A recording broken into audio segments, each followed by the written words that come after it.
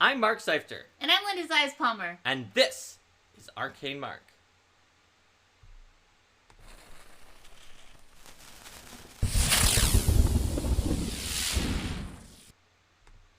Hi everyone, welcome to Arcane Mark. Today we're here to talk about Battlezoo Otherworlders. Play Pathfinder or D&D as yourself. Yes. That's right. So, last year's April Fool's product was Battlezoo Ancestry Dungeons, where you could play as a dungeon. And what is weirder, for sure, than a dungeon? You! You are weirder than a dungeon. When reading Dungeons, you may have wondered, is it possible for a product to have more isekai references than this does? And the answer has come to you all today. The answer is maybe. Maybe. So, yes, with Battlezoo Otherworlders, you can play as yourself, as the character, and you are just brought into a world of fantasy, and that's what it's all about.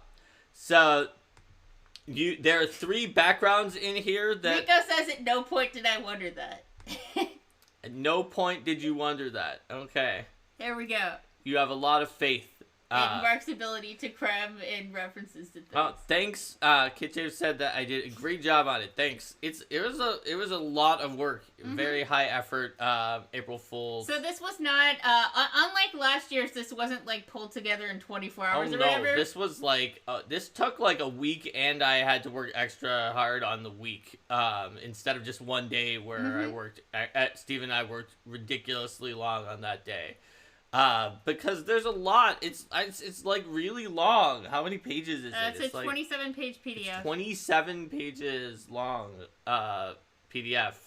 So, Battlezoo Otherworlders is full. It has 3 backgrounds for Otherworlders, which have not only the basic background rules, but also some tables that are like reminiscent of background tables from 5e, because those tables in 5e are actually really cool. I like those tables in 5e. I like I like the sidebar on page 5, which recommends if you're playing yourself to take one of those online alignment quizzes and use that to determine what your alignment should be. Yeah, I mean, unless you know what your alignment is. I mean, a lot of people just think that they are like definitely like lawful good or whatever. Yeah. I remember seeing a study where like an actual polling company asked people what alignment they were, although for lawful and chaotic they asked a slightly more included question among like tons of Americans who didn't play D&D, and found that like older Americans just said they were lawful good. Mm-hmm. And the viewpoints of the people who said they were lawful good were like really not good aligned, but they said that they were lawful good. That's what they thought of themselves as.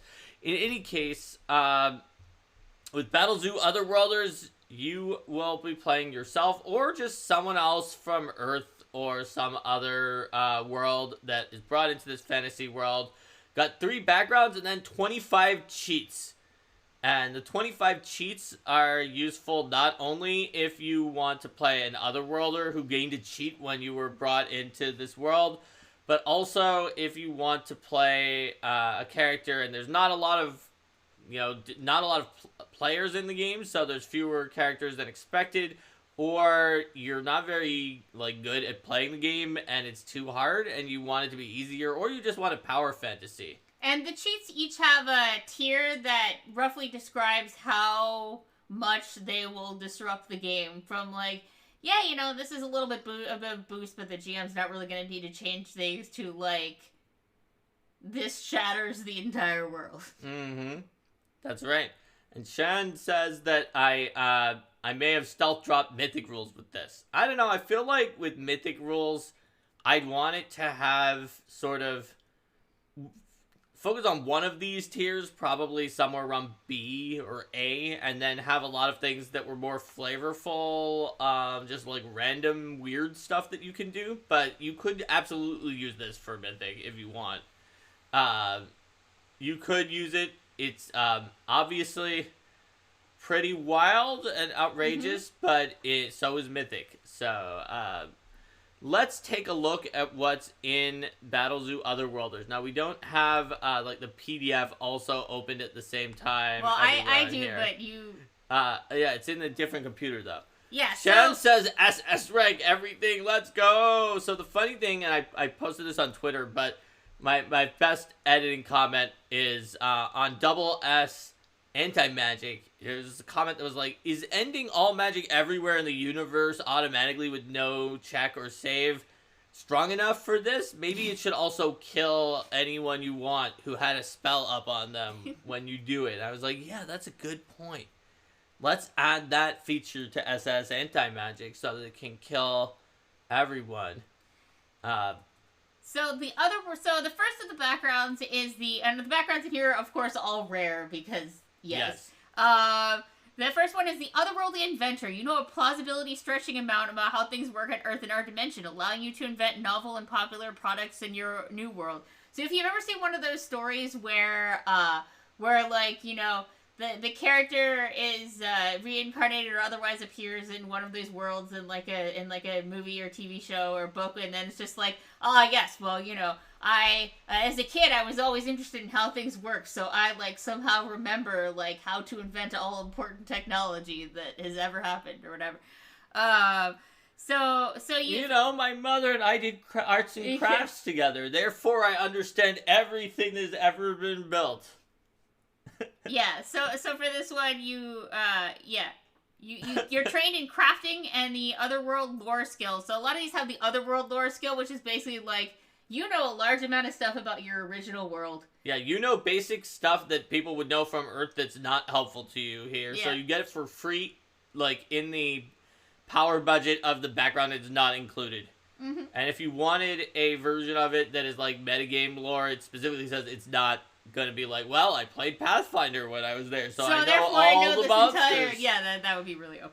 That would probably be best represented by the analysis. Yeah. At a high tier. Yes. So when I say that, when you say that would be really OP, you have a great point. That would be really OP, but you can also do that. I mean, anything overpowered can still be fine if you have the right cheats for it. That's why, like, speaking the language of the otherworld is already considered in otherworldly linguistics and is considered a freebie for people who got kind of sucked into the other world.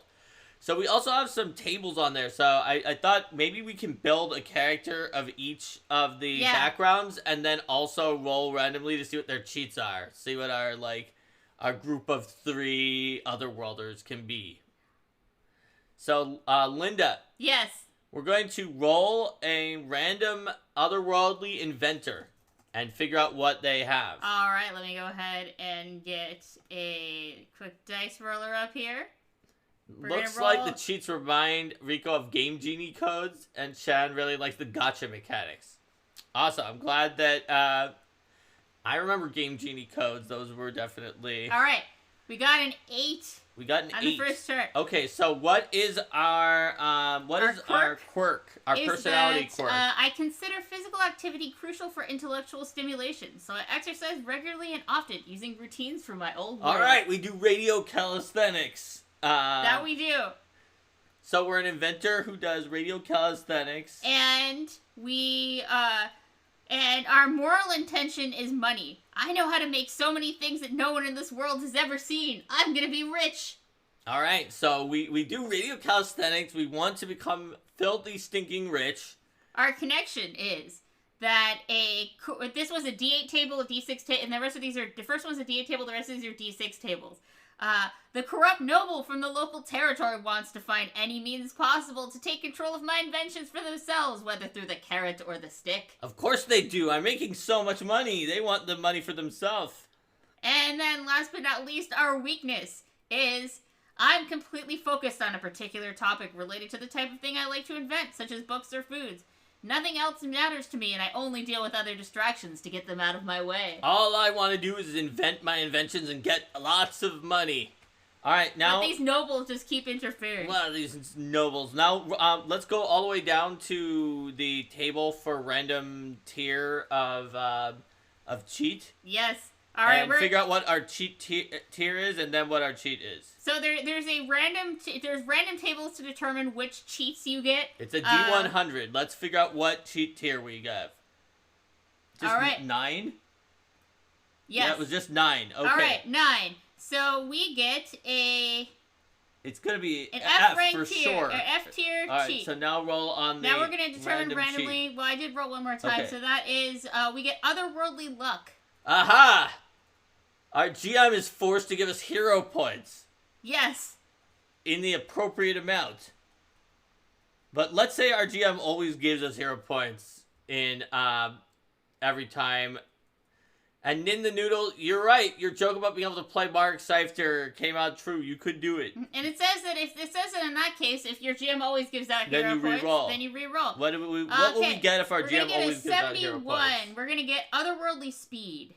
Ooh, we get a plus 5 foot status bonus to our speed. Okay, so we're either like just slightly luckier or like a little fast compared to normal, but the main thing is we're just inventing things and we're obsessed with like one type of invention. So so the random charts make you likely to get the lower tiers because it's like, well, if you're just rolling randomly or whatever. Although you could obviously certainly choose a game where you're like, okay, yeah, people have this higher power level tier.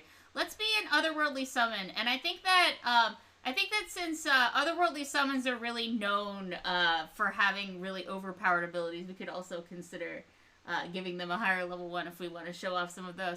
So an otherworldly summon, a strong and possibly unique ritual has called you to this world with a specific goal in mind, such as becoming a hero and vanquishing the demon lord.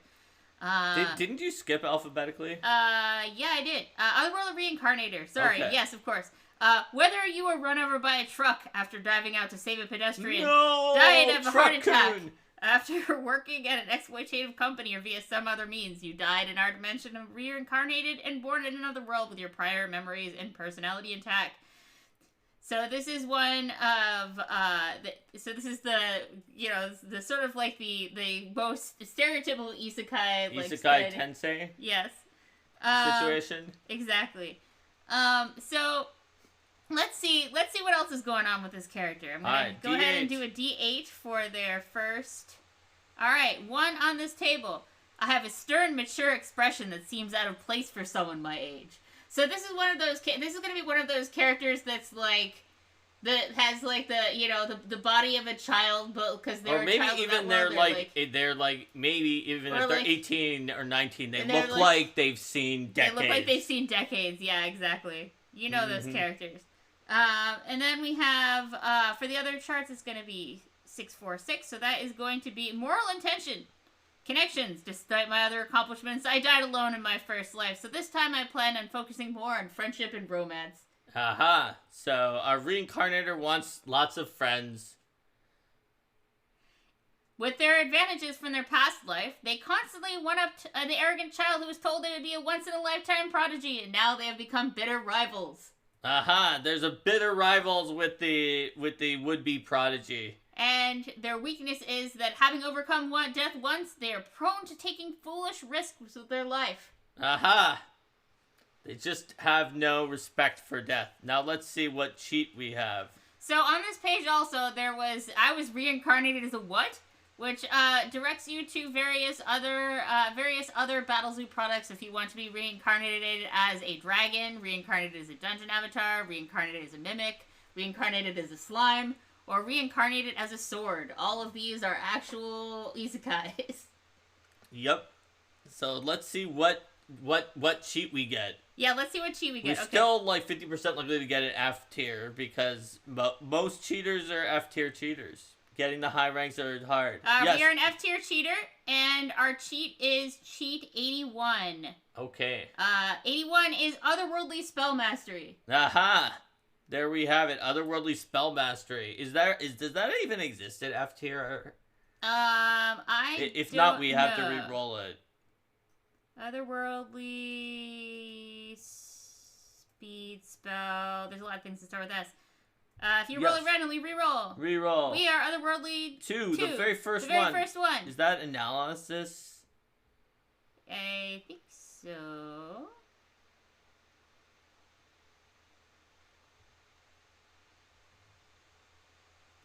Otherworldly knowledge doesn't give you any bonus for this, so that doesn't have one either, it looks like. Then we have to re-roll. Roll again. Boop. 33 is otherworldly gotcha. This has one. You can draw a loot box from an otherworldly gotcha once ever as a single interact action. There we go. We get one loot box. Now let's draw our loot box. Let's draw our loot box. Okay, so we're going to roll on table 5 to determine the gacha level. What level are we when we decided to do this? 1, I guess. We just had to draw it right away. Alright, then we can only get a first level item because we are level 1. Yeah, I guess that's true. We can see if it's common, rare, uncommon, or unique, But if we waited, then we could have gotten... I rolled a 27, so we could have gotten a 3rd level item. Let's say maybe we waited, then we got a 3rd level item. Let's see if it's common, uncommon, rare, or unique. It is an uncommon item.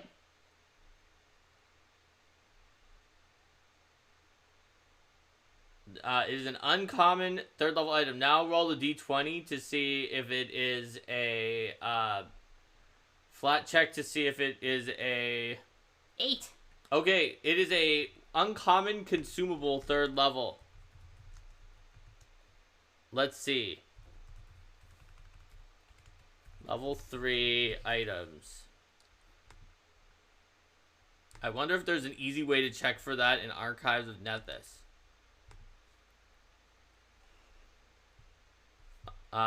Maybe not.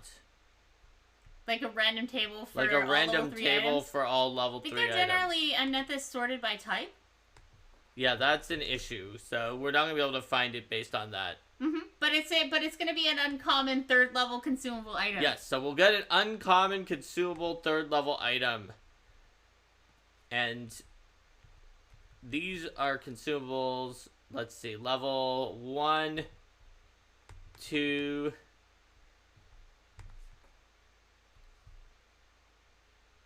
and let's keep loading more on Nethys. 3. Aha! We can get a Parchment of Secrets from the Dark Archive. It says transfer secret messages. We can transfer secret messages. That's what we got. There we go.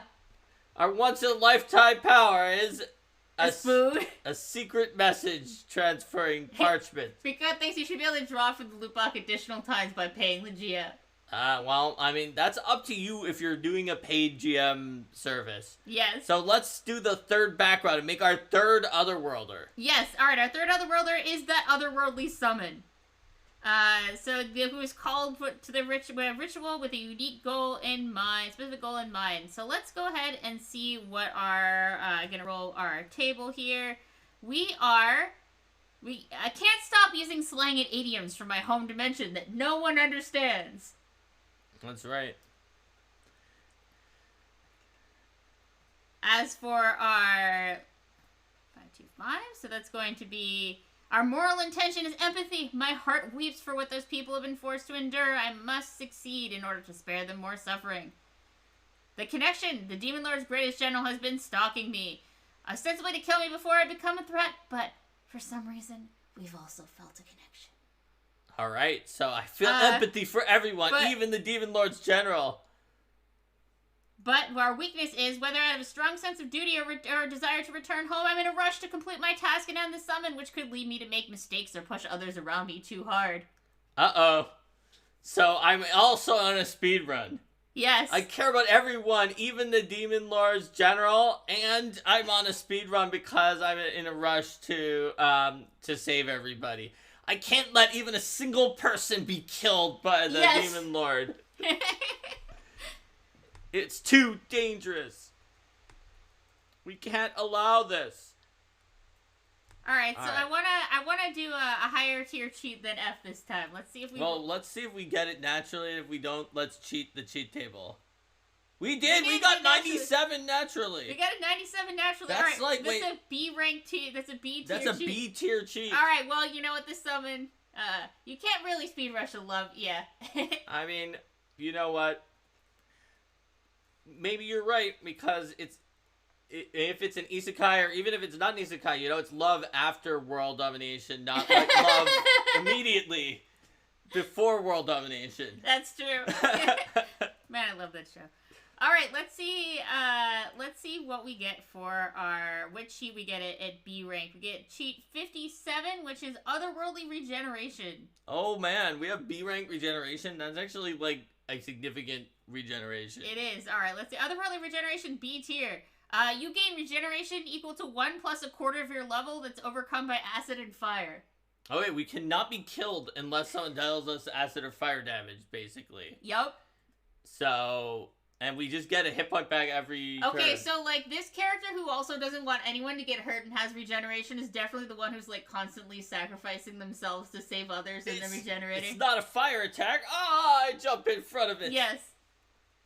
And having the regeneration actually, like, being really tough and just getting back up after getting knocked down is very stereotypical hero power for, like, any kind of shonen situation where it's like, I may not be that strong, but I'm tough and I'm tenacious and I'm just gonna keep going because I regenerate. So yeah, all of these random tables have either 8 or 6 options, so there's a lot of other characters you can generate using the system. Yes, there we go.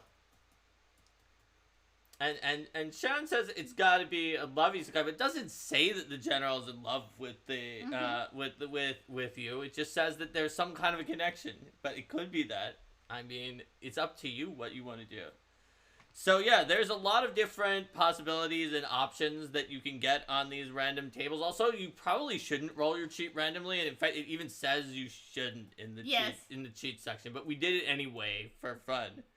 Because, like, imagine that you're playing these characters and one person has plus 5 foot speed and one person got a piece of paper that could have secret messages on it, and the third person regenerates 1 plus a quarter of their level every round and can't be killed except by acid or fire. So probably if you're using these in your game, you want to give people cheats of the same tier, unless you're using the function of, like, giving a cheat to a new player to help make their character stronger. I mean, imagine if someone gets double S, although that is literally 1 in a million. Yes, like, your odds of getting double S by rolling is actually 1 in 1 million.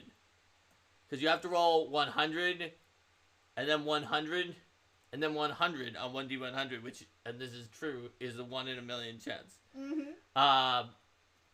So, in the 1 in a million chance that you get a double S, and somebody else got a piece of paper that can send secret messages to someone once. Yes. It'll be pretty funny. What are you looking at now, The descriptions of the different tiers. I'm in the Pathfinder version. It's like, F tier, while the cheat provides a benefit, it won't affect the character's power level or the balance of the game in any noticeable way, all the way to double S tier. This cheat is essentially omnipotent, and by this point, you aren't even really playing the game. At this tier, a cheat is typically either unlimited and infinite, or it's passive and automatic in some way. This ranges from knowledge that ruins the entire plot to abilities that are so one-sided that you truly can't be defeated. If the character's enemies are lucky, there will be at least some loophole, for instance with the ability to unilaterally end all magic. They could still be defeated by a martial character. This tier allows for particularly comic effect or epic ending for a character. So let's explore what some of the things that these different tiers look like. Okay. So what about analysis, where you can analyze things that are from that world? Yeah. So the first ability for that comes online at E tier. You can analyze a creature as a single action with the concentrate cheat, which allows you to gain the same information you normally receive from recall knowledge while using perception instead of the normal skill. What about D? D tier on that, as E tier, except you can also analyze as a free action, triggered at the start of your turn. So free action at the start of your turn, you get recall knowledge and can use perception for it instead. And C, it's as D tier, but on a success, your analyze action reveals the creature's exact level, hit points, AC, ability modifiers, saving throw modifiers, perception modifier, and skill modifiers. If a creature is more powerful than a standard creature of its type and is hiding that fact, result also must exceed their deception DC. Or it instead reveals the results of a typical creature of the same kind. At B tier, you don't even need to spend a free action. You automatically attempt to analyze everything you see, and it automatically succeeds. So you just see everything's level, AC, hit point, ability modifiers, all those kinds of things. At A tier, you gain even more information, allowing you to essentially learn all the creature item statistics and abilities. The GM might choose to just let you read the book unless the name or the wording of abilities reveals something it shouldn't. Like, they might want to tell you the Lord has an ability to add 2d6 sneak attack damage against flat-footed creatures, rather than let you read that the ability is called Trader's Edge.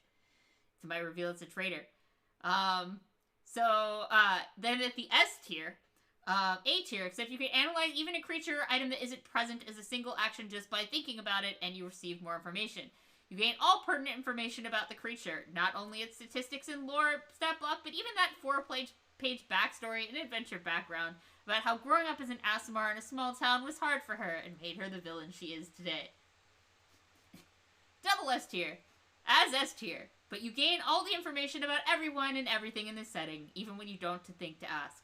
You are essentially omniscient. If you're playing in a published adventure path, the GM should just let you read the adventure in its entirety and go back to refer to it whenever you wish.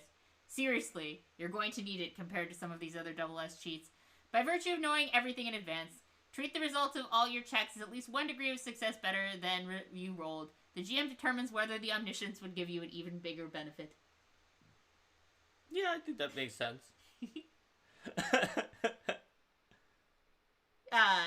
Shan Wolf, yes, that is indeed a Rise of the Rune Lords callback.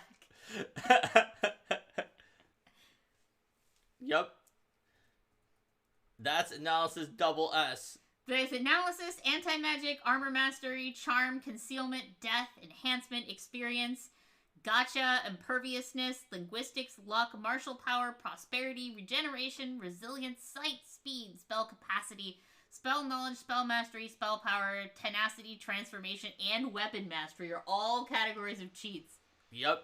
There's a lot of cheats. Like, if some of them weren't empty, which some of them are because there just isn't something for that level, there would be 200 different cheats that I wrote for this random free April Fool's product. As is, there's close to that many, but not all of that many. So I saw someone saying your random item was a spoon for the gotcha. There is a sidebar for gotcha fumbles. You and the GM might decide to have the gotcha produce a trash item like a stinky sock or gnawed piece of string on a roll of 1. Yep.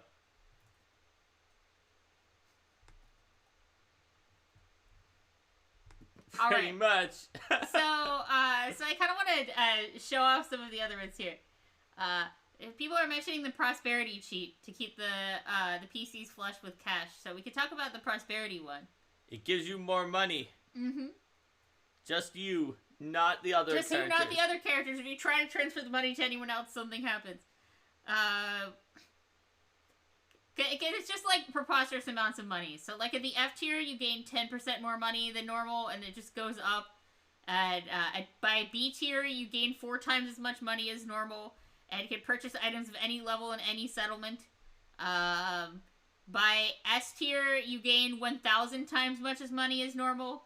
And just 1,000 times. Yeah, at double S tier, you gain essentially infinite money. To make this easier to play, it can be generally assumed that you have magical vehicles hauling portable holes and bags of holding packed to the brim with 9 infinite other items of your disposal, allowing you to use an unlimited number of items available to you.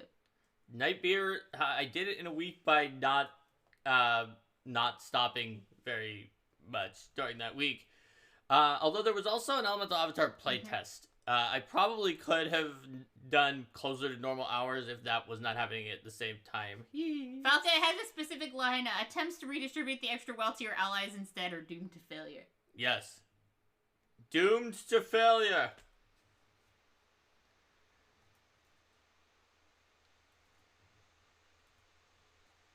Capitalism. That's right. The gotcha one. The gotcha one scaling's pretty funny too. You start by a once ever draw from the loot box, and then you can draw from it more and more often. Eventually it's like, oh yeah, you don't reroll results even if of the level of results, even if you like roll a 20th level item when you're level 1. Yeah, you just totally pull the 20th level. You can actually get above a 20th level item. You can get. I know that it says 20, but there's like there's a separate thing where that says if you also roll unique, you can get an artifact that's above 20th level. Yes. But that's a 1 in 10,000 chance on the gacha. That's a 0.01% on the gacha is legendary unique artifact. Mm-hmm. Well, you're gonna get them. You're gonna probably get them eventually if you have double S tier, where you draw from the gacha with no action every millisecond and have the mental capacity. About every 10 seconds, you'll get an artifact. Destinations for all the items you produce, such as loading them all into other items you produce to provide extra dimensional storage. You can even manifest the gacha items onto foes, crushing them under the weight of 1,000 objects per second, or 6,000 objects per round. It's important to know how many objects you can crush them under per round. Yes. Nin the Noodle, do you think a level 1 PC could defeat the Grim Reaper with any of these cheats? Well, definitely if you had double S Death, you would defeat Death. The Grim Reaper you would easily beat with double S Death. Many of the double S tier could defeat the Grim Reapers. So but double S. Pretty much none of the single S would actually let you defeat the Grim Reaper, although some of them might let you survive the Grim Reaper. Yes, double S Death is all okay. So they build on some other ones. So first of all, even at F tier, Death lets you just kill things. Yeah. So F tier is a 2-action activity. You can capital K kill a target within 60 feet. If they have a total number of hit points less than or equal to your level plus key ability modifier, they must succeed at a Fortitude save or die. And you deal them damage, some damage even if they had too many hit points to kill them outright. At B tier is, let's see, so the kill limit continues to increase for how many hit points you can kill them if they're under. At B tier, it's a C tier, except that people die when they are killed without a Fortitude save, while their HP are at or below the kill limit. Listen, Linda, people die if they are killed. Yep. Creatures above the limit take even more damage. But then double S, the one that can kill the Grim Reaper. Your cheat also reactively... So all people die when they're killed without a Fortitude save, regardless of hit points or level, but your cheat reactively kills or destroys anyone or anything that would harm you before it can do so.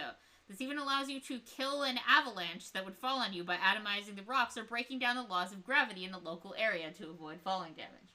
Yes. So that would definitely defeat the Grim Reaper. Double S, remember, the definition of double S is this is so broken you're not even playing the game anymore. What is even going on? So Nightbeer, that's a good question. Can any of these fully defeat the Tarrasque? Now, there is a sidebar about that.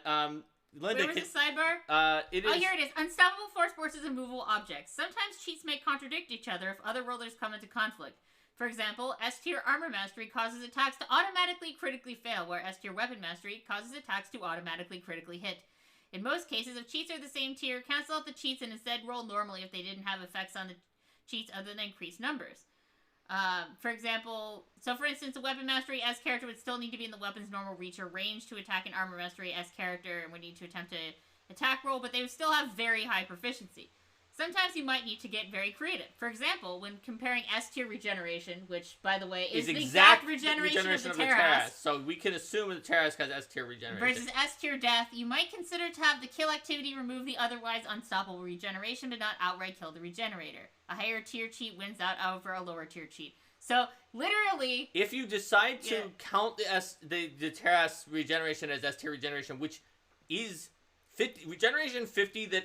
no known method exists to overcome, which is what the Tarrasque has, is literally S-tier regeneration. It's not even double S. So the sidebar specifically addresses the example. Yes, Nightbeer, it was such a good question. We have it in the sidebar. Of what happens if cheaters try to kill the GM does have to decide whether the Tarrasque gets to count as S-tier cheater. If not, then even lower ranking things could possibly kill it. Or you could possibly kill it with an S right out.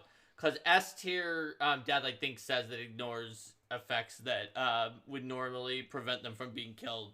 But if you do count the Tarrasque as an S-tier regenerate cheater, then you would need double S to flat out kill them, or S to remove the regeneration, so you get them to 0, and then smack them with S Death. So it's very important. I figured people would want to compare some of these, just like the way people are like, who's more powerful, Goku or Sailor Moon? Rico appreciates that the S tier is actually well off the appropriate scale, but still measurable, as it should be. Yes, whereas double S is kind of immeasurable. Yeah, double S is just like some kind of infinite power. Like Otherworldly Charm at double S, all beings in the multiverse are constantly exposed to your charm. They automatically critically fail against it, and therefore are always helpful to you. So, Nin the Noodle, if the GM declares that your double S tier death character dies, does the GM die? Well, if we're going to keep up the genre conventions of this, I would say that the examples from fiction would indicate that your GM would die.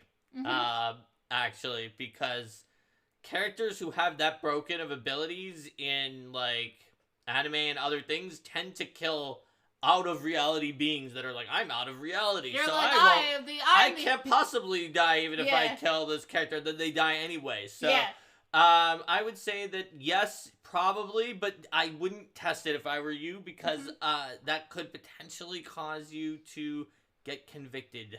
Yes. Of a crime. Yes. Well, it's like the ones where it's like, yes, you know, I'm going to kill like the god of all the concept of time because I time traveled, and they're like, yeah, anyone will die if I defeat you or whatever. So yeah. This April Fool's joke is dangerous to the world. No, Nin. I mean, how many people in the actual world are gonna actually kill somebody's character who has Death Double S? It's like not very many.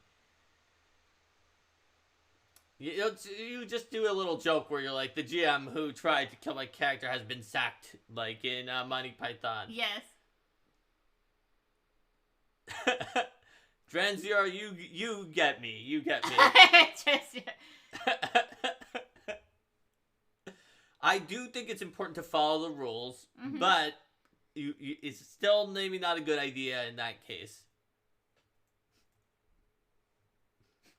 Other funny ones I think are what happens with Otherworldly Enhancement, which starts by giving you an additional ability boost at character creation, and eventually... Well, hold on. F tier gives you a boost in, like, your lowest stat. Yeah, it gives you an additional boost in your lowest stat at, Falco Rhiannon. Oh no, scheduling has killed the campaign. Now scheduling as a concept dies. Take that. Take that, the concept of scheduling. Objection. You then get 2 additional boosts that on your 2 lowest stats. 2 lowest stats, so everything goes to boost everything. Then you get 2 boosts that are beyond the... It's like beyond the ones, then you get... I think that the third one is that you get 2 boosts to your lowest stats, and then you get 2 boosts to your lowest stats again, which could still be the same ones. Well, at E tier is right? You boost all stats, because you can't boost the same stats, so you boost everyone. Right. And then yes, D tier boosts the the third ones, one, yes. I think boosts all of them, and then the lowest ones. Which essentially, compared to normal character creation, boosts the 2 lowest stats twice. Yes. And then at C tier, you gain after the character creation, you gain boosts, which can cause you to start with ability scores higher than 18. At B tier, at the end, you boost all scores, and then you gain a boost to 4 more scores, so you can start with an ability score higher than 18. A, ignore the normal rules for generating ability scores. You start with a 20 in all ability scores except a 22 in your class's key ability score. S tier, ignore the normal rules for generating ability scores. Instead, you start with a 30 in every score. Double S tier, ignore the normal rules. Instead, you start with 30 in all ability scores, and your ability scores each increase by 1 per second. Yeah. They increase by 1 per second. Take that, ability scores. It feels like if there's a best one, if not favorite. Oh gosh. What's your favorite one, Linda? I mean, I like a lot of them. I think that the funniest one to me is probably the one where you are crushing people under the weight of 1,000 items per second with the yeah, gacha. 6,000 per round. 6,000 per round, yeah. But there's also like other ones that are funny, like in linguistics, where it starts where it's like, yeah, you know, you can speak and read and understand the nearby one additional language, to which the is double usually S tier. common if you're an Otherworlder. Yeah. Where at like the double S tier, it's like, you understand the language of creation that binds the universe together. And to you, reality is just a game you can reread at any time. Anything you utter becomes true. So yeah, you can speak common all the way up to anything you say becomes true. There's a wide power range between these is what we're saying. Oh, I also like the double S tier of regeneration, the one that's even better than the Tarrasque regeneration. You gain regeneration equal to your maximum hit points. No means of bypass, so you automatically heal to full. No means of bypassing your regeneration have yet been discovered. When your regeneration occurs, you remove all conditions and afflictions affecting you, then choose whether to move to any location of your choice on any plane of existence of your choice, or to have your body disintegrate as your soul and personality emerge from inside the creature or entity most directly responsible for harming you, killing them instantly with no save. That's right. So, I mean, the double S's are my favorite because they're just hilariously over the top. When I showed this to Linda, when I first wrote it, she was just giggling over every double S. Yes, that's right. Whereas, like, the lower tiers are things that you could, like, actually use in a game. Yep. And so it's more like, oh yeah, that's an interesting ability. Whereas the double S is just like, oh my god, what is this? Like, it would be fun to have otherworldly transformation E, and then you can pass form. Mm-hmm. Turn into a tiny animal.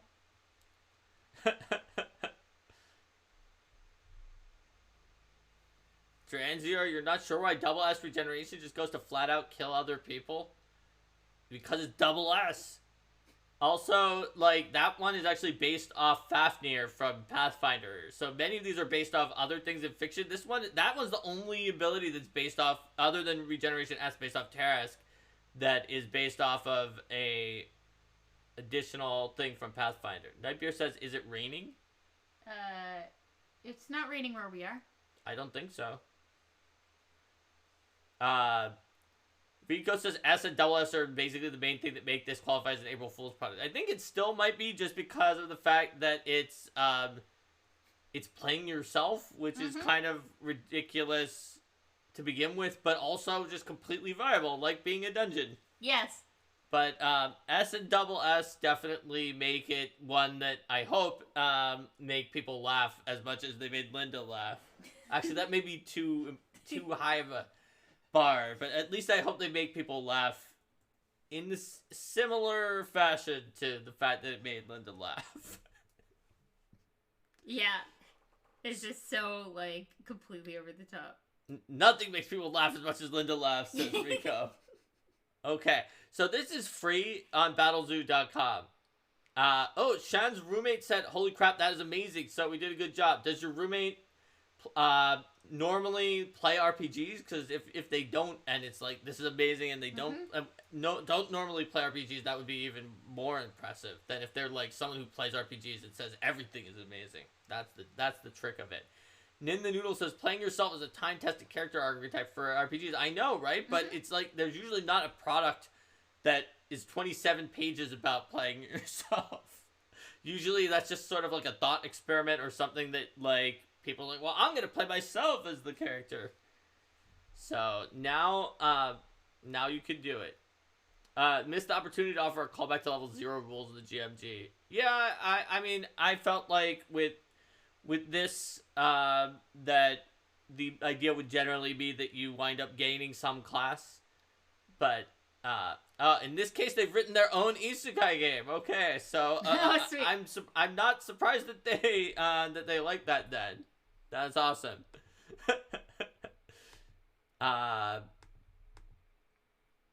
Yeah, I think that we've given a good overview of this, and there's plenty more. There's plenty more in the file. We just scratched the surface of the. You can get it for free on Battlezoo.com.